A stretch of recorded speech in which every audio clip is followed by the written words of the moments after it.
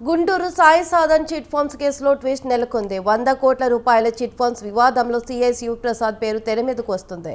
Chit funds యజమాని పుల్లారావుకు CI Sivaprasad ఆశ్రయం కల్పించాలంటూ బాధితులు ఆరోపిస్తున్నారు. పుల్లారావు వెనుక సీఐ ఉండి తమకు అన్యాయం చేస్తున్నాడని ఆవేదన వ్యక్తం చేశారు. సీఐ శివప్రసాద్ ను సస్పెండ్ చేయాలని బాధితులు డిమాండ్ చేశారు. తమకు జరిగిన అన్యాయాన్ని ప్రజా దర్బార్లో మంత్రి లోకేష్ దృష్టికి తీసుకెళ్తామని బాధితులు వెల్లడించారు. బాధితులకు న్యాయం చేస్తామని ఎమ్మెల్యే అరవింద బాబు హామీ ఇచ్చారు.